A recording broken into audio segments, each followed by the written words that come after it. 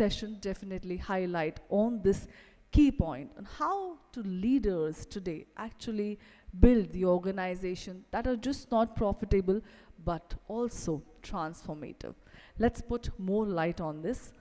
Joining us today are the key industry experts on the stage, and hence I'll request them to join us one by one, and we shall have a great round of applause and welcome them, because we really need to know their key perspective and insightful ideations on a phenomenal topic. Trillion-Dollar Bharat, building industries, talent and national impact. I'll request everybody to please be seated, and over to you, Mr. Kamat. Let's have an absolutely incredible conversation today.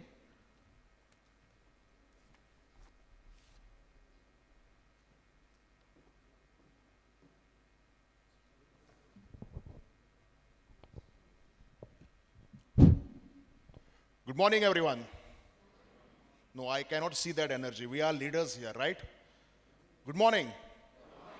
Very good. I am Saidutt Kamat. I am a voice actor and a professional speaker, and of course the moderator of this panel discussion. As a voice actor and as a leadership coach in the corporate training, it's my always day-to-day challenging task to inspire the leaders, to give them results, and of course to create more and more leaders. This is our day-to-day activity, and today it's lovely to see all of you here, because we are the leaders of this new and modern Bharat. So that's why I would like to say, let's give ourselves a huge round of applause first, because without us, Bharat cannot move forward, Bharat cannot move ahead. As India moves towards its vision and becoming a multi-trillion dollar economy, the conversation is no longer only about growth, but about the kind of leadership that can sustain that growth across industries, talent, and national priorities. Across sectors, whether healthcare, education, manufacturing, or sustainability, leaders today are being called upon to build institutions, create opportunities, and drive innovation that contributes not just to business success, but to national progress. Because the future of Bharat will not be built by industries alone. It will be built by leaders who understand how industry, talent, and purpose must move forward together. And that is exactly what this conversation will explore. This panel discussion is titled Leadership for a Trillion-Dollar Bharat, Building Industries, Talent, and National Impact. Well, let me now introduce our distinguished panelists. First, we have Dr. Kanak Wadhwani, educator, ESG consultant, post trainer, and author, with over 17 years of experience working at the intersection of technology, governance, and impact-driven leadership. Her work focuses on helping organizations build responsible, ethical, and future-ready leadership ecosystems. I welcome you, Dr. Kanak.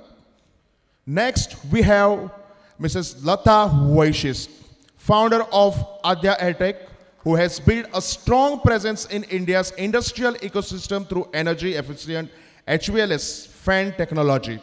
Her journey reflects how resilience, entrepreneurship, and local manufacturing can drive innovation across industries. Welcome, Mrs. Lata Vasisht. We are also joined by Dr. Minal, Chandra, co-founder of Epione Pain Management Center and a board-certified pain physician with more than 15 years of experience, having helped over 50,000 patients through her work in management, in pain management, research, and medical education. She brings valuable insights into building healthcare infrastructure and expertise in India. This is something very, very interesting. Please huge round of applause to Dr. Minal Chandra. And finally, last but not the least, we have Mr. Amit Kulkarni, founder of Hindavi Public School in Satara and a passionate advocate for education as the foundation of India's economic and social growth. His work focuses on preparing the next generation of leaders and professionals who will contribute to the nation's long-term development.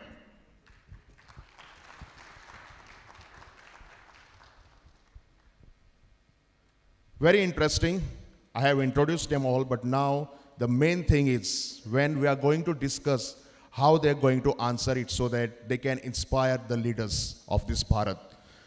Well, let me start with segment one. The big picture, leadership and national growth. India is moving steadily toward becoming a trillion-dollar economic powerhouse. From your perspective, what kind of leadership mindset will be most critical for building industries and institutions that can contribute meaningfully to national progress? I think we can start with Dr. Amit Kulkarni.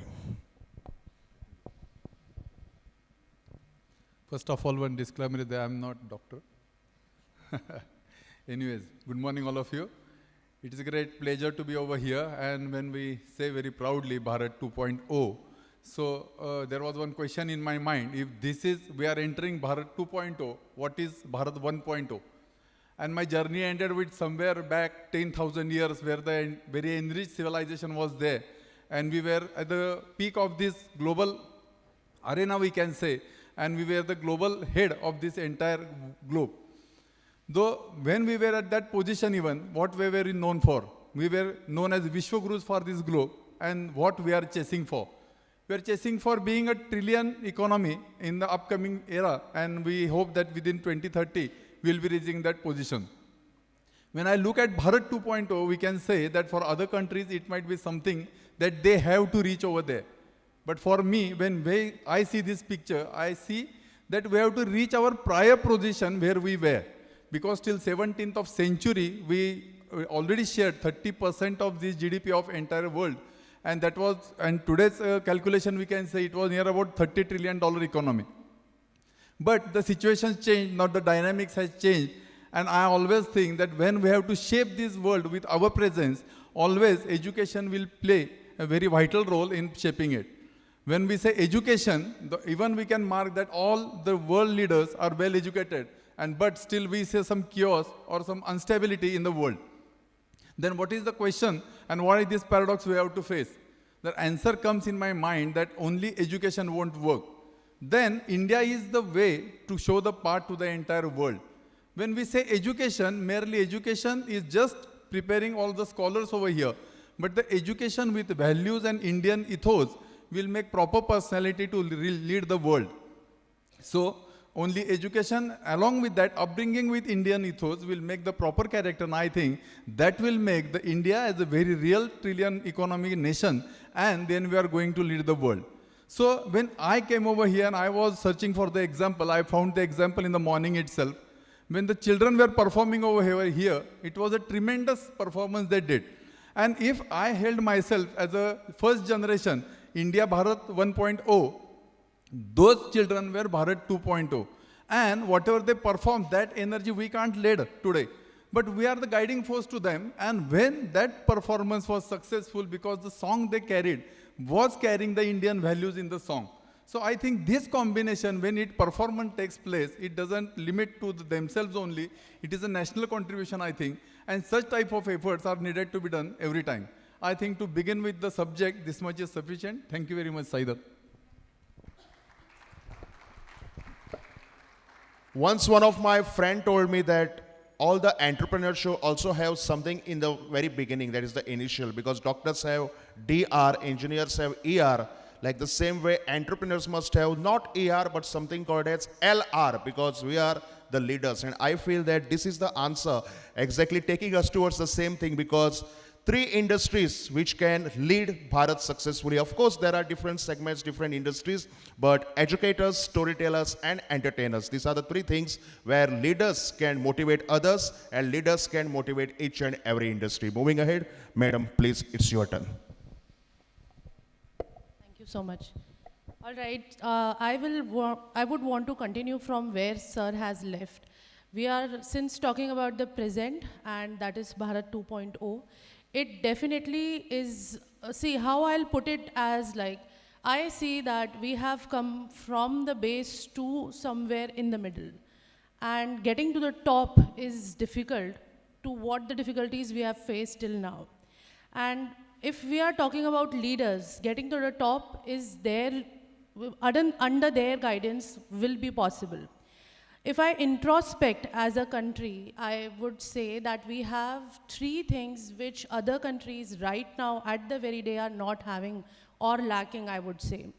First is we are having a very mature IT infrastructure. Then we have young population demographics with us. And the third and very important at this point in time is that we are having global trust in our country. Like countries today are looking at us to be something which we want to be. So imagine if I want to be something and others are also looking up to me that yes, you can do it and you'll definitely do it. So we can see that how the landscape is arranged for us to progress. And that can be one point which a leader can take in account and proceed further. That's my part. Thank you. Good morning, everyone. I hope everyone understands Hindi because मैं थोड़ा हिंदी में भी I would like to talk. तो अगर हमें India को $1 trillion की तरफ लेके जाना है, विकसित भारत बनाना है, तो सबसे पहले तो स्वस्थ भारत बनाना पड़ेगा. Like Rasika ji was telling कि अगर आप mentally fit हो तो प्रोग्रेस बहुत अच्छा होता है. सिमिलरली हमने घर पे भी देखा है कि if we are physically mentally emotionally बहुत अच्छे हैं, हमारा full concentration goes towards financial earning. तो same holds with our country also. तो अगर अपने कंट्री को हेल्दी नहीं बनाते, स्वस्थ नहीं बनाते, हम जो भी इंफ्रास्ट्रक्चर लेकर के आएंगे, हम जो भी ग्लोबली वर्ल्ड लीडर की तरह लगे या फिर whatever we are dealing with, if we are not healthy, nothing is going to work. So what we have to do is human capital. Right now, we are the diabetes capital of India. Right now, 30% of the Indian population is dealing with chronic pain. यहाँ पे बैठे हुए, I'm sure यहाँ पे बैठे हुए, at least 50% people must be dealing with some kind of chronic pain. Migraine होगा, back pain होगा, knee pain होगा. Are we healthy? No. हमारे population में 68%, 65 to 68% of the people stays in the rural India. So have we reached, has the healthcare reached rural India? No, they have to run to cities. Cities में आते हैं, they have financial strain, work loss होता है. So who is suffering? The Indian economy is suffering. So as a medical practitioner, I feel अगर India को progress करना है तो सबसे पहले स्वस्थ भारत बनाना है. This is my opinion. Thank you.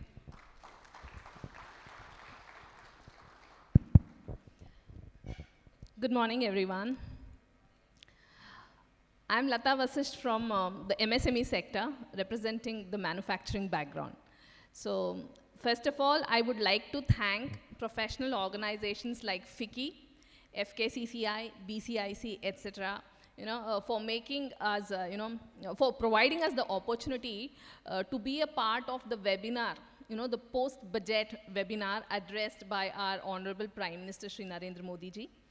And he stressed on three main things, on March 3rd on that webinar. It was all about sustainability, quality, and technology. So with the aim of becoming a multi-trillion dollar economy and a vision for Viksit Bharat, it's all about leadership and ecosystems today. So as leaders, we have to move from being controllers to enablers, according to me, backed by adoption of technology. Apart from that, you have to develop that digital infrastructure, inclusivity and sustainability, sustainable growth for that matter. And then leaders should also become collaborators, rather, collaborative ecosystem builders, wherein they should act as bridge between, the public-private partnerships. We are there in AI. I don't say no. Our infrastructure is developing. But somewhere are we controlling or are we enabling? That is my question. So if India has to become, we are there as a $1 trillion economy. We are the 4th largest economy in the world today. But to grow towards, the next level, it is all with the leaders. Leaders should create leaders because success breeds success. And hence, once we develop that public-private partnerships, along with state-led, state-directed, state-architected models like, that of China or Taiwan for that matter, I think multi-trillion dollar economy is not that far. Thank you so much.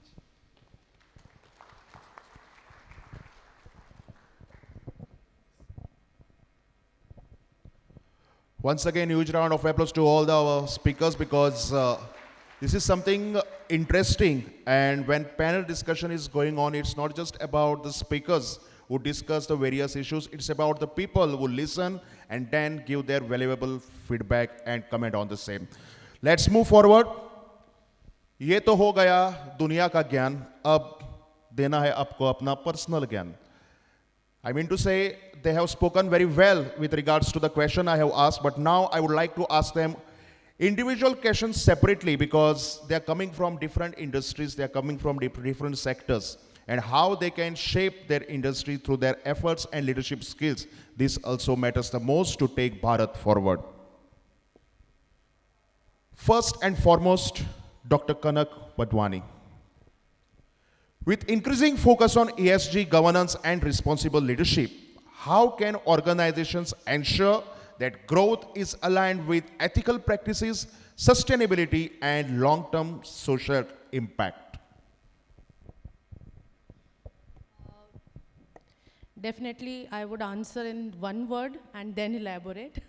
That is ensuring governance, which is the most important part of today's requirements in an industry or in every industry for that matter, is ensuring robust governance is there. Because we are looking at certain industries, certain businesses, certain big names coming up every day and having, as ma'am talked about public is having trust issues on organizations. So governance is something which will make the organization flourish more, as well as will build up more trust within, and it will automatically be resulting in clear and transparent operations, which will resolve all the problems parallelly. That is how one is governance. And another, sustainability, if we speak about in terms of growing as well as keeping business sustainable, then we have a list of things to be done in any industry context. First is that when we are talking about innovation, I have seen over a period of time, Indian industries are more operation oriented. I would want Indian industries to be or own intellectual properties more in terms if we are looking at futuristic operations. Then owning IP will make certain space as well as a line of action more clear for coming years ahead. It will be a long-term strategy, and for that a vision has to be had. And for that vision we need leaders. Leaders, then coming to the quality, is first that they need to take risk. We have seen family-oriented businesses in India growing up to a certain scale, but not scaling up further because of not able to take risk to the extent any other company or an organization is taking these days. So from that structure to a risk-taking ability, structure orientation is important, and that will again be coming from a leader itself. So these are the three things important. Yes, of course, I agree to her points because when we say, I am a leader, it's not just about me. It's about my team, it's about my family from which I come from, it's about my family which I have created. So I think your personal and professional life both matters when you are a leader, when you are creating more leaders. Okay, for Lata, Vasisht, manufacturing and industrial innovation play a crucial role in strengthening India's economic foundation. As an entrepreneur building in this space, how do you see Indian industries evolving to compete globally while strengthening local manufacturing? Okay, the question itself was too long for me.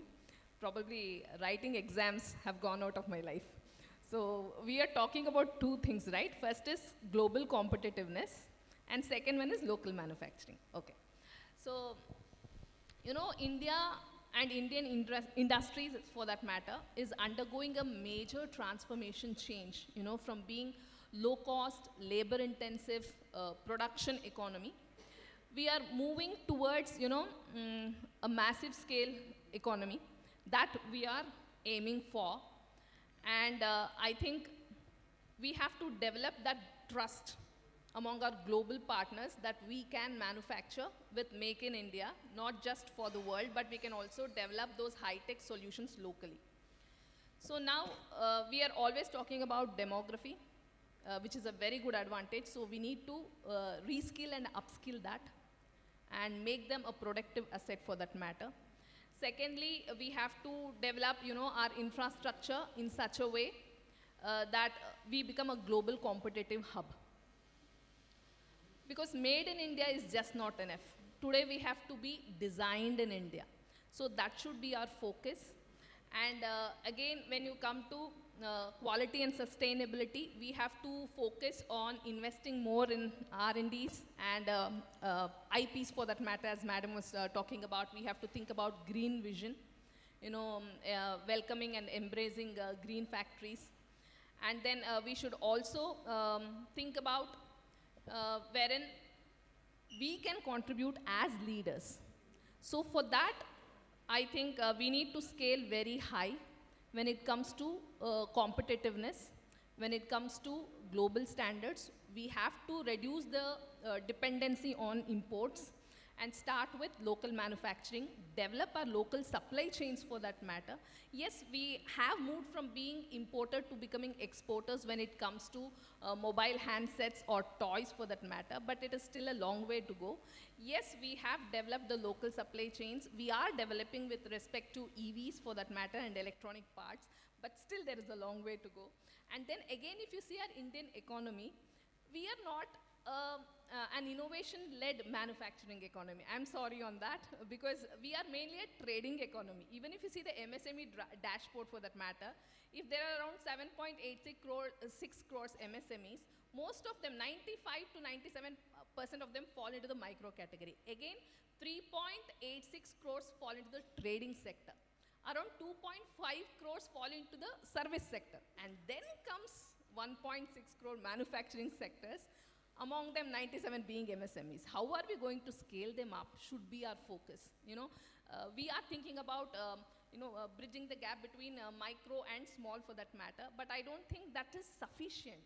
We need not help them bridge the gap. We need to help them scale up so that, that trust in us as a country that can deliver quality as well as sustainability in the long run matters a lot, sir. Thank you so much.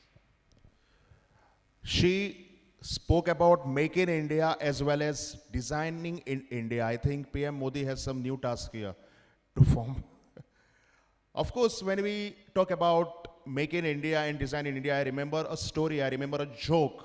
It's not a joke, it's a real joke. India was playing finals against Australia in 2023 at Ahmedabad, and a jersey sponsored company was Adidas. So that's why I just purchased a jersey of Adidas worth rupees 5,000. I was just relaxing, sitting at home, and I was enjoying the match. Two of my friends, they came from nowhere, they were also wearing the same jersey. They asked me what's the price. I said 5,000. What, 5,000? We are wearing the same jersey of just rupees 200. I said, what? The material of the jersey was same, color was same, logo was same, branding same, everything same. मुझे लग गया कि मुझे तो चुना लग गया. But just I turned back, I checked the color, it was written as Adidas at my back, and on their jersey it was written as Kalidas. So that's why what we say is, we just don't have to believe of Make in India, also we have to design in India. I went to that jersey printer, I asked him why he designed like that way. He said, और कौन लेगा साहब, match चल रहा है, मैंने मेरा फायदा देखा. So that's the also quality of a leader. You have to look at the advantage and you have to see advantage everywhere for making Bharat great. Okay, let's sorry move to ahead. interrupt you, Mr. Kamat. Sorry to interrupt you.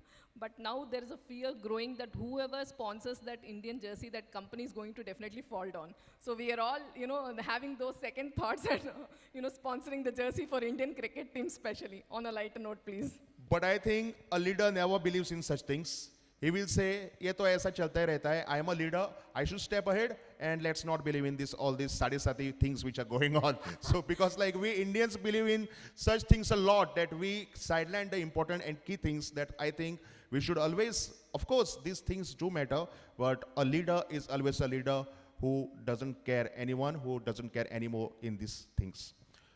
Okay, next, Dr. Minal Chandra. Healthcare infrastructure is one of the pillars of national development. From your experience building a specialized medical institution, what does it truly take to build scalable, high-quality healthcare systems in India?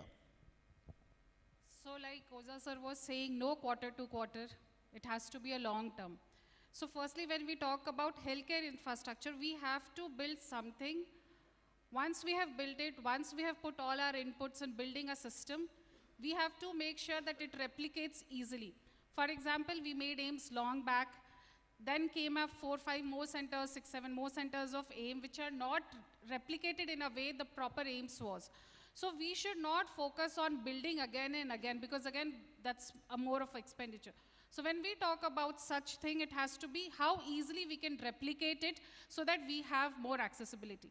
In healthcare, there are 3 very important things. First thing is access, how affordability we can give to the patients or to the public of India, how accessible is things to the people, and who is accountable to it.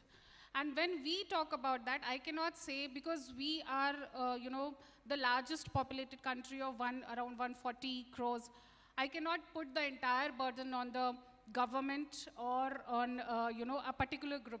We also have to take charge. Doctors have to take charge. The healthcare workers have to take charge. And also, every Indian on their own way has to take charge so that we grow in a way that whatever we have got it is sustainable. So accessibility, affordability, and accountability does play important role, but when we are talking about India progressing economy, how healthcare can contribute is one very important thing which is also going on is medical tourism. So now you see a lot of people from Middle East, a lot of people from East and West African patients are coming to India. Chennai, Apollo is the hub. Then we have Apollo in Delhi, Indraprastha is the hub. In Hyderabad, we have a proper colony of, so many people residing for years. So medical tourism, because the system of Indian healthcare is very, very easy and better as we compare to the Western population, because in Western world, the treatments are difficult. The treatment are not accessible as it is in India. And also we have a lot more of formalities, things are done under insurance. Here in India, in one day you can see 3 specialists and then you can go around and, but that's not possible in Western country. So anything which is accessible, affordable, and accountable should be the best way, and that's come only when the leader sitting there, should have a long vision. So, but there are other aspects also, like replicating things which is already there. As individual Indians, what I would say we can contribute is by, preventive healthcare. Make sure you're getting your checkups done. Make sure you're visiting your family physician as per requirement. You're not delaying it, and having a good insurance. So please, everyone from your side, contribute to the economy by having your own insurance, because you don't know when the medical crisis comes, and when the bills are coming, those are really, really high. There is loss of the financial loss, then there is loss of, work. There is loss of economy also. The workplace is disturbed. Your personal life is disturbed. So do not let that happen. Let us all contribute as an individual basis and not only relying on the leader sitting there. Thank you. Don't you think we are missing something after each speaker is like presenting his... that's what I was just talking about. Everyone deserves a huge round of applause, so please don't disturb yourself. Please, yes, go ahead with claps. थोड़ी देर के लिए हम phone थोड़ा side में रख सकते हैं ना? फोन हाथ में है तो तालियां मारने के लिए दिक्कत हो जाती है. Isn't it? Can we please give them a huge round of applause? Very good. This also shows our leadership quality. Well, next in the line is Mr. Amit Kulkarni. I'm sorry I introduced as a doctor, because like your introduction is so well that one will always get distracted and disturbed with your identity, because you are an advocate and also you are into education sector doing multiple things. Of course, education will shape the talent that provide India's future industries. How can educational institutions involve to ensure students are prepared not just academically, but also as innovators, entrepreneurs, and responsible citizens? Anyways, Saidutt, thank you very much for setting new goals for me in terms of academics, because most of us have done with our education, but yes, learning and teaching every day goes on. When we say that about our education, we have completed the most and we are continuing with the contributing this country to be the very worthy one. But the future of this nation is still learning in the classrooms, and they have been shaped in that classroom itself. And the most of the fraternity of teachers are taking lots of efforts to build their hands and make their minds perfect to face the future challenges they are going to face. But when I think if education is going to only focus on academic excellence, we will just get the skilled workers. And if we want them to make the very clear entity that is going to devote themselves for this nation building, I think that their education must include the values and ethos of what we are supposed to teach them. Because whenever this generation is in the classroom, they think that they are overburdened. And not because of their education, but I think always it is information that is overburdening them. So the first thing that institution must need to shift themselves is they need to shift from information to innovation. Most of the time what happens that students are getting opportunities to fill themselves with information, and lots of opportunities are there, just like screens and Google and most of the stuff. But when we come with the innovation, it should be project-based learning, again the research-oriented learning, and that will make them learn in a very proper manner. Let them think that how this information can be applied in terms of innovation, and if it sounds to be the right one, then only innovation will take place and they will feel that this information is converted into knowledge. Again, when one feels that one is knowledgeable, here the role of institution comes that knowledge should be again value-based. When we see in our Bharatiya Jnana Parampara, our Indian knowledge system, our earning was based on dharma. So dharma adharit artha was our policy when ancient India was working. So inculcating the same values is the most important part when they are going to be the businessmen or entrepreneurs. And finally, I would say that institution must emerge the students with the nationalistic leadership and self-reliance. So even the Indian government is working upon Atmanirbharta, and when there is no one to support, still that student is supposed to stand in the market. I think such type of education with skilled workers, very sound knowledge and academics, and along with that, all Indian values and ethics, I think the proper nation we can build over here.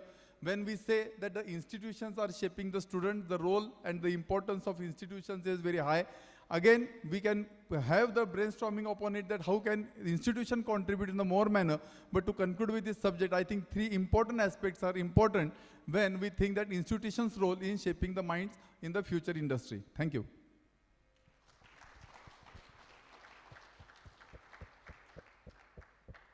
Of course, academics are important, but what's even more important is skill development. वो हमें बाद में पता चल जाता है. हम इतनी पढ़ाई कर लेते हैं, लेकिन जब प्रमोशन की जरूरत होती है, अरे मेरे पास तो कोई स्किल है, लेकिन मुझे पता ही नहीं है कि उसको यूटिलाइज कैसे करना है. So that's how I think educational academies, schools, colleges should focus not just on academics, but also on skill development. Let's move ahead. Now this is again a common question to all our panelists, and this is something very, very important. It's a big question, trillion-dollar question, just like our economy. India's growth story will depend not only on economic expansion, but also on institution building and talent development. In your view, what is the single most important factor that will determine whether India successfully builds a trillion-dollar economy in the coming decades? I'd like to start with Lata Vasisht. I think the single most factor, according to me, should be effective and large-scale upskilling and reskilling of a workforce. Because when we talk about technology, when we talk about policy reforms, when we talk about infrastructure, yes, they are all essential, but they are all enablers. But the most important, primary, predominant factor is our workforce. 50% of our graduates are said to be unemployable. 45% of our workforce participation is still in agriculture, contributing to 16% of GDP. Again, 26% of Indian occupations are now, being, at the threat of AI, taking over jobs. So when we see all these things, I think skilling factor, skilling India is the most important one. Thank you so much.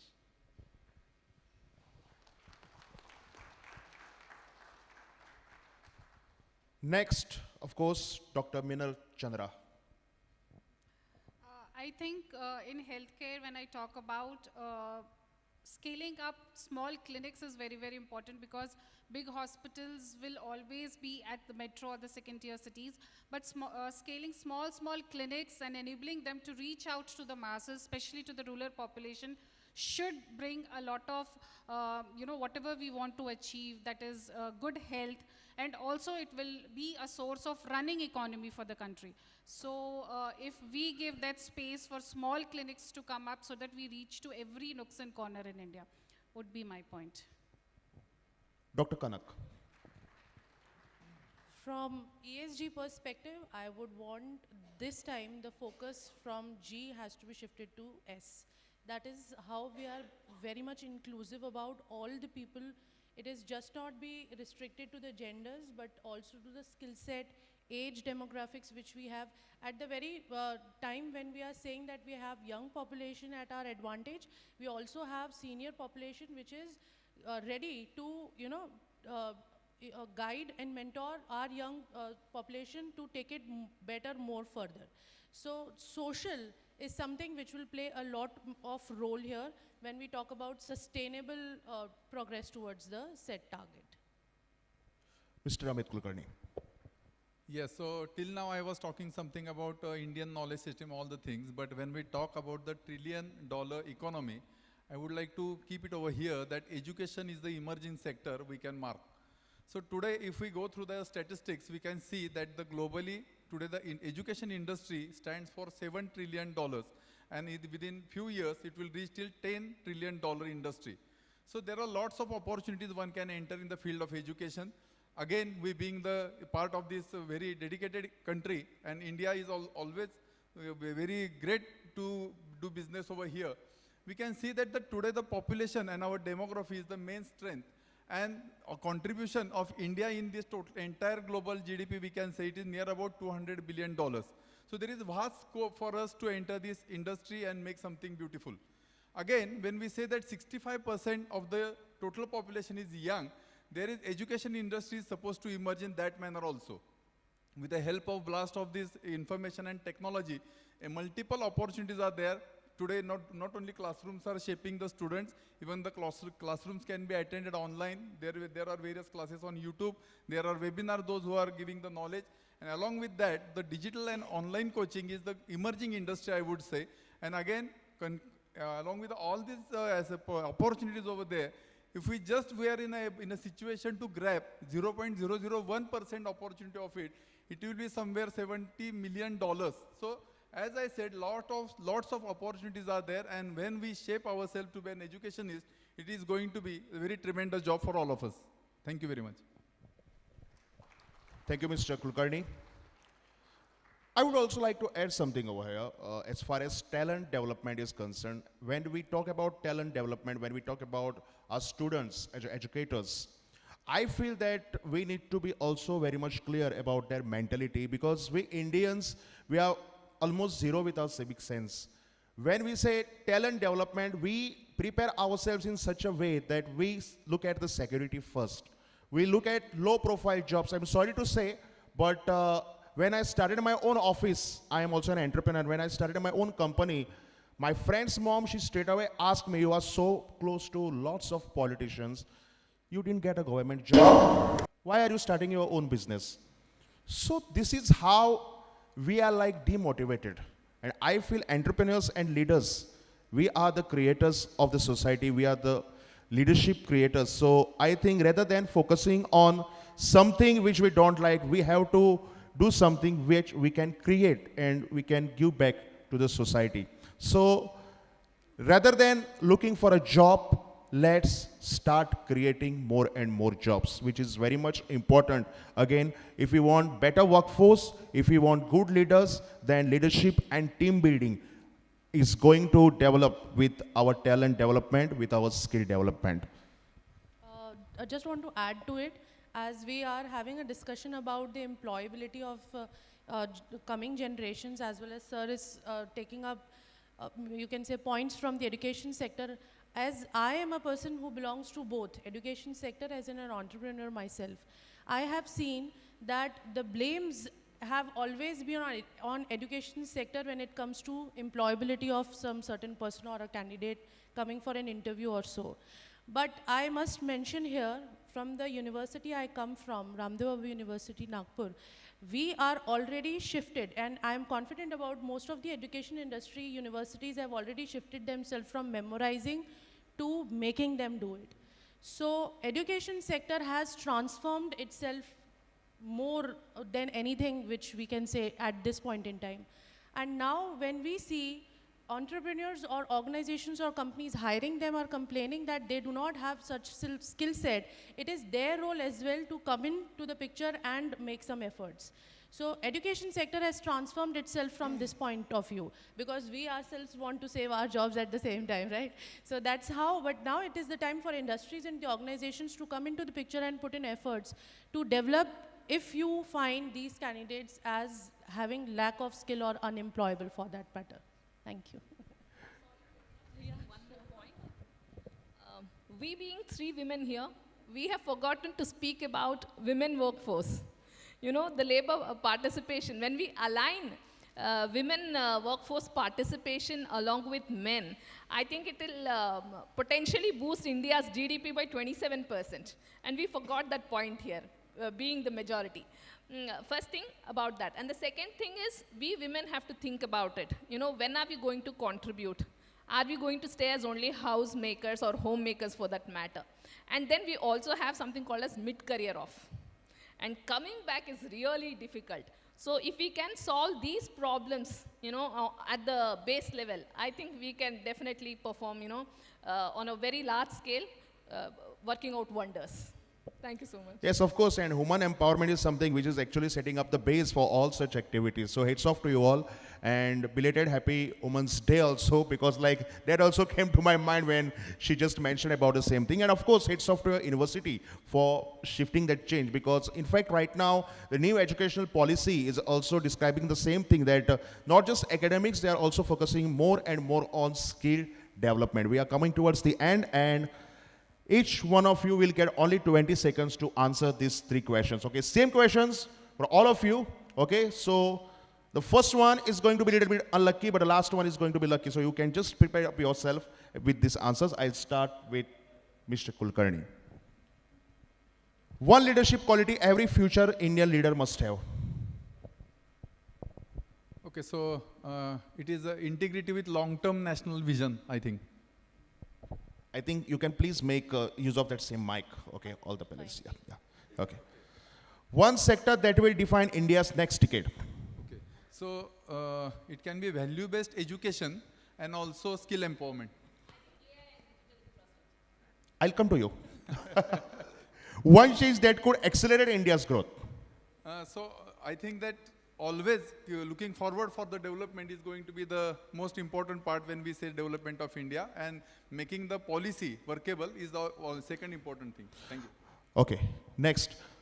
Same questions. One leadership quality every future Indian leader must have. Compassion.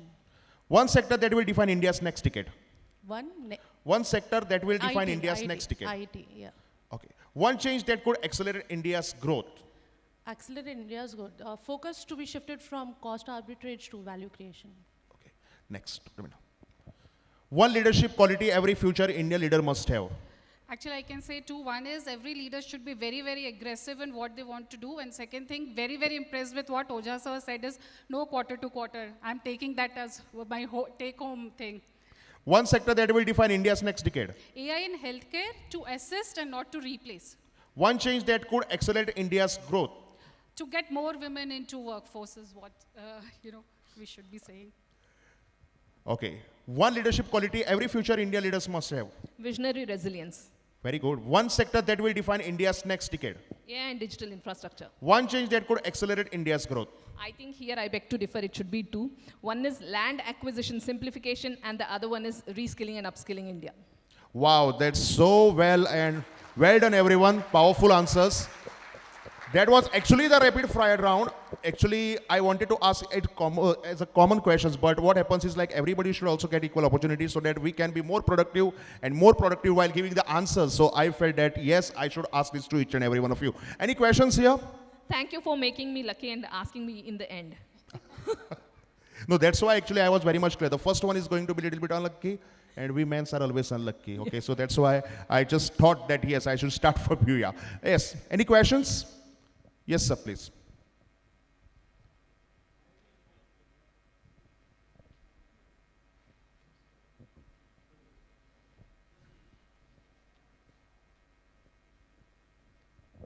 Thank you. My name is Balakrishna Shirgaonkar. I'm working as an ITSM process owner for Bayer. Over a span of 18 years in service management industry, worked on technology, infrastructure, born and brought up in Goa, 18 years in Mumbai. A long story short. The question is, on the panel, we have the educationalists from most of the universities. Now, we talked about upskilling and reskilling. That is one topic. Second is getting aligned the students to the industry trends. We know that AI is coming. We have certain trends wherein there would be people doing that activities. AI is an enablement which is helping the industry to work upon, wherein quality can be delivered, of course, with supervision. Any data that AI is providing that would be supervised, it is just like in a bank, we have a maker and a checker, right? So the question is very simple.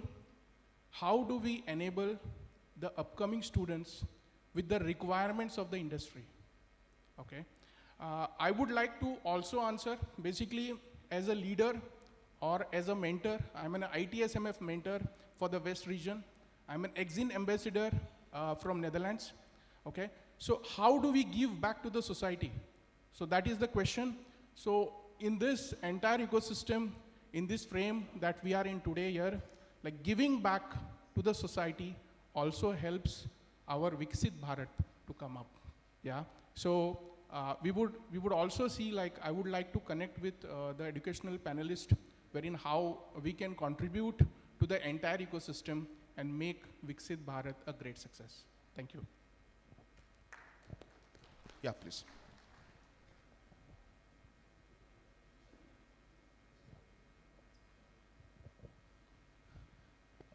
Do we produce thinkers from academia? Thinkers. We need thinkers in our country, right?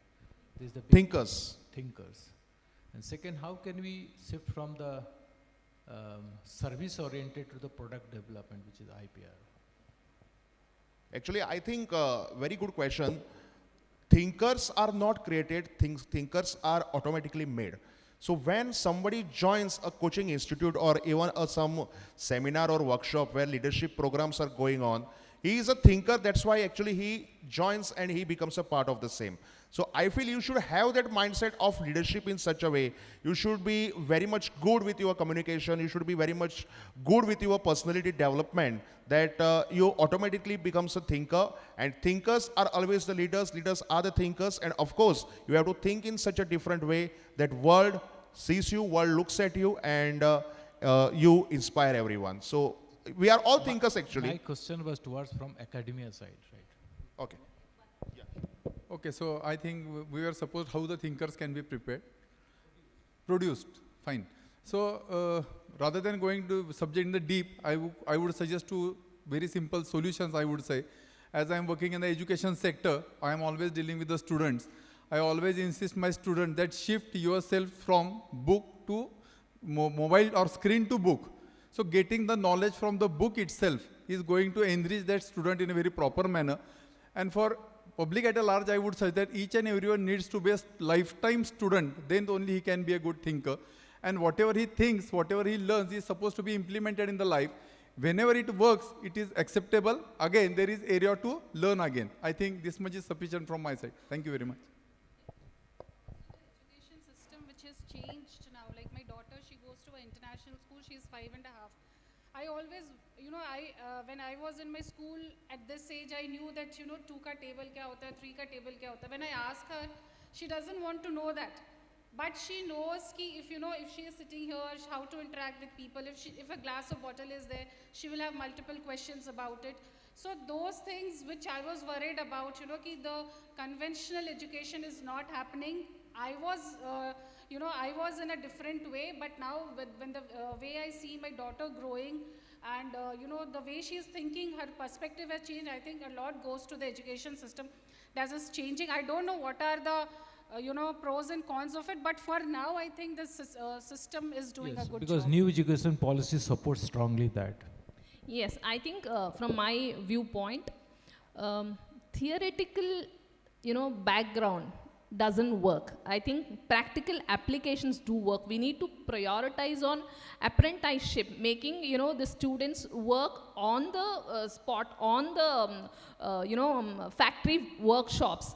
And then when I was studying MBA, we all wondered, where will we use this? And yes, today as an entrepreneur, I am using whatever I have studied in MBA from finance to marketing. Yes. Second thing, my younger daughter asks me, what is the use of studying social studies, Mama? Going ahead, where will I use it? Math, how will I use geometry? All those theorems, what will I do with it? Will I be able to apply them in life? So wherever they are interested, kindly see to it that application-oriented programs come up in education. I think that should be the way to skill India.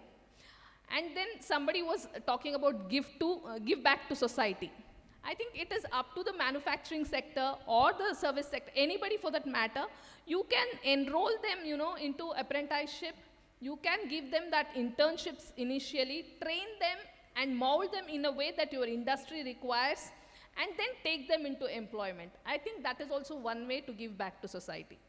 And sir was asking about orientation to We as a country, we are very good in providing services, right? Correct. Adopt the service, but we need to build the mindset of product development. If you see the entire R&D expense in our country is, exactly. is less than 1% of the GDP, right? Exactly. So that needs, and if you see the other developed country, is a 10%, 12%, 50% South Korea. Exactly. Right? So We that's need where to think about manufacturing. We need to think about innovation-led manufacturing. We need to think about manufacturing contributing, mainly to India's GDP. I think then we can, yes.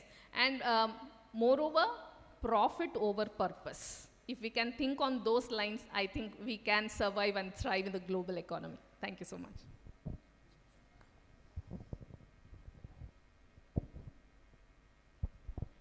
I know there will be many questions. There are lots of things to be discussed, but as of course, we have to also take care of time. So well done, everyone. Once again, huge round of applause to all our panelists.